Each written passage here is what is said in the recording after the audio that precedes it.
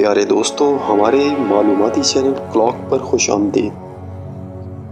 ہمارا آج کا موضوع ہے زمین پر زندگی کی پیدائش۔ زندگی کا لفظ سنتے ہی ہمارے ذہن میں چند سوالات جنم لیتے ہیں کہ آخر زندگی کیا ہے؟ زندگی کس طرح پیدا ہوئی اور زندگی کب پیدا ہوئی؟ ان سوالات کے جوابات بہت پیچیدہ، مشکل اور متنازع ہیں۔ روز اول سے انسان زندگی کو سمجھنے اور مذکورہ بالا سوالات کے جوابات تلاش کر رہا ہے۔ ہر مکتبہ فکر جن میں مذہبی علماء، قدیم و جدید فلاسفہ اور جدید ماہرین علم الکیمیا و حیاتیات شامل ہیں، نے اپنے اپنے حالات، معلومات اور علوم کے مطابق مذکورہ بالا سوالات کے جوابات دیے ہیں۔ بے شمار ضخیم کتب لکھی گئی ہیں، مگر تمام تر انسانی ترقی اور علوم کے باوجود ان سوالات کے حتمی، مستند اور سائنٹیفک جوابات جو سب کے لیے قابل قبول ہوں نہیں دیے جا سکے۔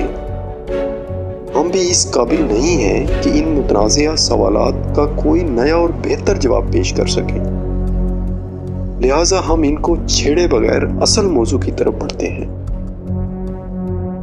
خالق کائنات نے کرۂ ارض پر زندگی دو اشکال میں تخلیق کی، ایک شکل میں نباتات یعنی درخت اور پودے، اور دوسری شکل میں حیوانات یعنی حرکت کرنے والے جاندار پیدا کیے، جن میں پانی میں مچھلیاں، مگرمچھ، مینڈک اور کچھوے وغیرہ، اور خشکی پر ہاتھی سے لے کر کیڑے مکوڑے، پرندے اور انسان وغیرہ شامل ہیں۔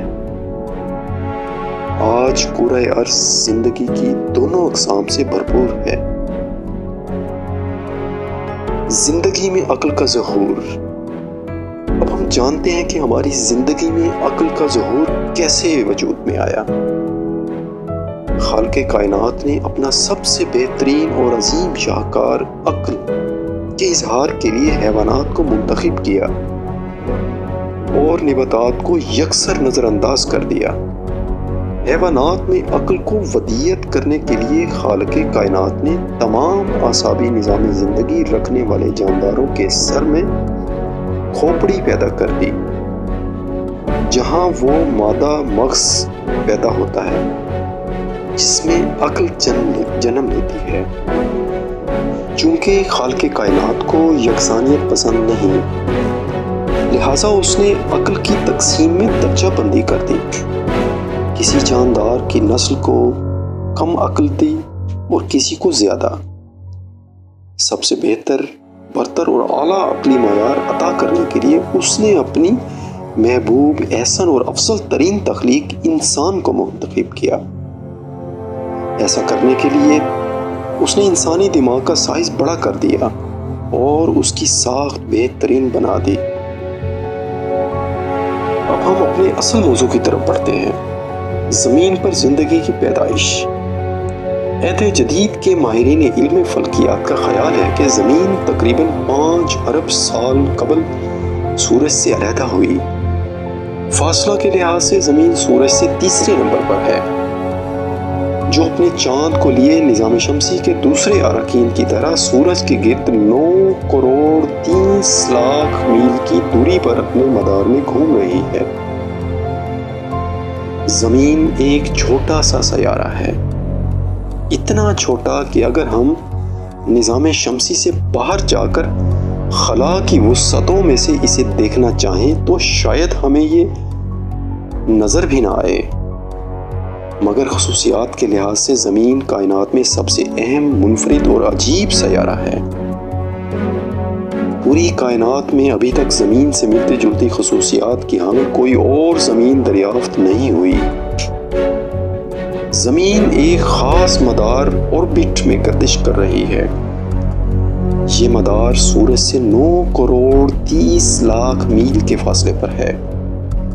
اس فاصلے پر جب زمین اپنے مدار میں 3 ارب سال تک سورج کے گرد گھومتی رہی تو زمین آہستہ آہستہ ٹھنڈی ہوتی چلی گئی اور پھر ایک ایسا وقت آیا کہ زمین کے گرد ہوائی کوڑا اور آبی کرہ اور زندگی کے لیے دوسرے ضروری مرکبات پیدا ہو گئے۔ اس طرح زمین پر زندگی کے لیے نہایت مناسب اور سازگار ماحول پیدا ہو گیا، اور زمین پر زندگی نے جنم لیا، جس سے بالآخر انسان جیسی ہستی نمودار ہوئی۔ اب ہم ہوائی کرہ، آبی کرہ اور مرکبات کا جائزہ لیتے ہیں۔ نمبر 1، ہوائی کرہ۔ ہماری زمین کے قریبی آسمان میں ہوا کا کرہ ایٹماسفیئر ہے، یعنی ہوا نے ہر طرف سے زمین کو گھیرا ہوا ہے۔ یہ ہوائی کرہ سطح زمین سے تقریباً 1000 میل اوپر تک جاتا ہے۔ ہوائی کرہ میں ہوا نیچے سے اوپر تک ہموار اور ایک جیسی نہیں، بلکہ اس کے مختلف طبقات ہیں جن کی خصوصیات علیحدہ علیحدہ ہیں۔ یہ مختلف طبقات اور ان کی خصوصیات زندگی کی بقا کی ضامن ہیں۔ نمبر 2، آبی کرہ۔ ہماری زمین کی سطح کے تقریباً 70% حصہ پر پانی ہے۔ پانی زندگی کے لیے ناگزیر ہے۔ اس کے بغیر زندگی کا تصور نہیں کیا جا سکتا۔ یہی وجہ ہے کہ پانی کو زندگی پیدا کرنے والے عناصر میں جزو اعظم کا مقام حاصل ہے۔ نمبر 3، زندگی پیدا کرنے والے مرکبات۔ زندگی پیدا کرنے والے مرکبات میں پہلا مرکب شوگر کا ہے، جو کاربن، ہائیڈروجن اور آکسیجن سے مل کر بنتی ہے، اور اسی سے پھر نشاستہ چینی، گڑ وغیرہ بنتے ہیں۔ دوسرے مرکبات گلیسرینز ہیں۔ دراصل یہ بھی کاربن، آکسیجن اور ہائیڈروجن سے بنتے ہیں۔ تیسرے مرکبات امائنو ایسڈز ہیں۔ چوتھے مرکبات چربیلا تیزاب ہے۔ اس مرکب میں بھی کاربن، آکسیجن اور ہائیڈروجن ہوتی ہے۔ مذکورہ بالا چاروں مرکبات زندہ اجسام کی تعمیر میں کام آتے ہیں اور اجسام میں توانائی پیدا کرتے ہیں۔ پانچویں مرکبات پروٹین ہیں، جو امائنو ایسڈز کا مجموعہ ہوتے ہیں، جسے سائنسی زبان میں پولیمر کہا جاتا ہے۔ ان مرکبات کی بے شمار پیچیدہ اشکال ہیں۔ یہ بھی جسم کی تعمیر کرتے ہیں، اور ان کے بغیر زندہ اشیاء کے اجسام کی تعمیر ناممکن ہے۔ چھٹا مرکب ایک کیمیائی مادہ نیوکلک ایسڈ ہے۔ اس مرکب کی خصوصیات پہلے بیان کردہ مرکبات سے الگ ہیں۔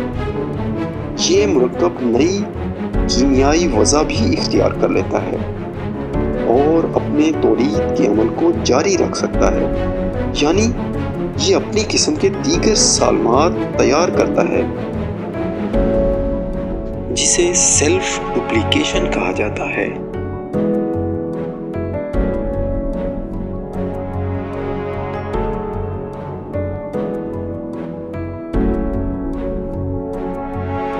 ہماری یہ تاریخی معلومات آپ کو اچھی لگی ہوں تو ہمارے چینل کو سبسکرائب، بیل آئیکن کو پریس اور اسے شیئر ضرور کیجیے۔ بہت شکریہ۔ اللہ حافظ۔